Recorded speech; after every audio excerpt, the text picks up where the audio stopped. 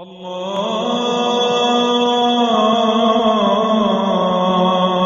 أكبر الله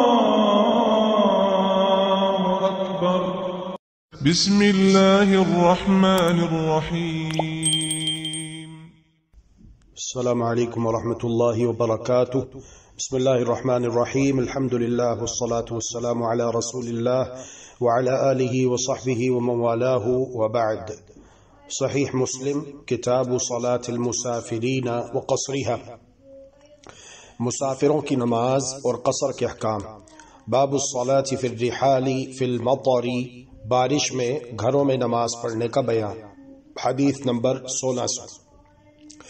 حدثنا يحيى بن يحيى قال قرأت على مالك عن نافع أن ابن عمر أذن بالصلاة في ليلة ذات برد وريح فقال ألا صلوا في الرحال، ثم قال كان رسول الله صلى الله عليه وسلم يأمر المؤذن إذا كانت ليلة باردة ذات مطر يقول ألا صلوا في الرحال.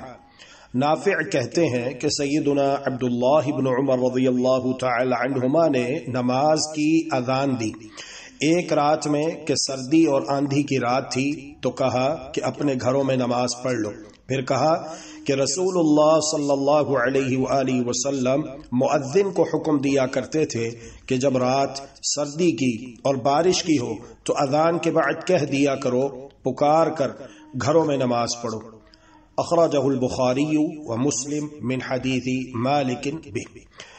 اس حدیث مبارکہ سے یہ بات معلوم ہوئی کہ جب بارش ہو رہی ہو یا سخت سرد ہوا چل رہی ہو تو نماز باجماعت کے لیے مسجد میں جانا ضروری نہیں ہے، لیکن اگر کوئی آنا چاہے تو وہ آ سکتا ہے. بارش والے دن اذان کے بعد یہ اعلان کرنا جائز ہے کہ صلوا فی رحالکم، لوگوں اپنے گھروں میں نماز پڑھ لو.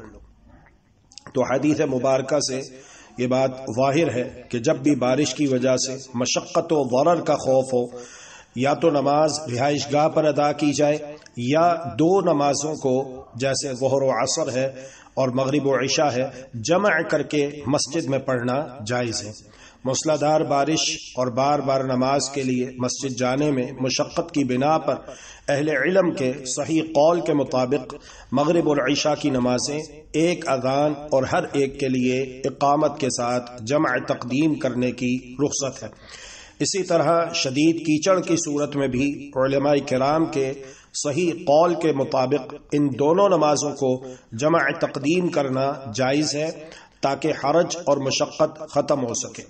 اللہ ذو الجلال والاکرام کا فرمان ہے وَمَا جَعَلَ عَلَيْكُمْ فِي الدِّينِ مِنْ حَرَجٍ، اور اس نے دین کے بارے میں تم پر کوئی تنگی نہیں ڈالی. دوسرے مقام پر ارشاد باری تعالی ہے لا یکلف اللہ نفسا الا وسعها، اللہ سبحانہ و تعالی کسی بھی نفس کو اس کی استطاعت سے زیادہ مکلف نہیں کرتا. ابان بن عثمان رضی اللہ تعالی عنہ نے موسلادھار بارش کی رات مغرب العشاء کی نمازیں جمع کی اور ان کے ساتھ کبار تابعین علماء کرام کی جماعت بھی تھی اور ان کی کوئی مخالفت معلوم نہیں، تو اس طرح یہ اجماع ہوا. ابن قدامہ رحمہ اللہ تعالی نے اسے المغنی میں بیان کیا ہے. اور شدید بیماری والے مریض کو ظہر اور عصر کی نماز ایک ہی وقت میں جمع کرنے کی اجازت دی ہے کہ وہ جس طرح اس کے لیے آسانی ہو دونوں نمازوں کے اوقات میں سے کسی ایک میں نمازیں جمع کر لیں، اور اسی طرح مغرب اور عشاء کو بھی حرج اور مشقت ختم کرنے کے لیے جمع کر سکتا ہے. مشروع یہ ہے کہ جب جمع کا جواز مثلا بارش وغیرہ پایا جائے تو اہل مسجد جماعت کا ثواب حاصل کرنے کے لیے اور لوگوں پر نرمی کے لیے نمازیں جمع کر لیں. احادیث مبارکہ میں بھی یہی بات وارد ہوئی ہے. اور بارش کی صورت میں نماز کے لیے مسجد جانا ضروری نہیں ہے، بلکہ گھر میں ہی نماز باجماعت کا اہتمام کر لیا جائے. واللہ تعالی ولی التوفیق والهادي إلى سواء السبيل، وصلى الله وسلم على نبينا محمد وعلى آله وصحبه أجمعين. اللهم إنك عفو تحب العفو فاعف عنا.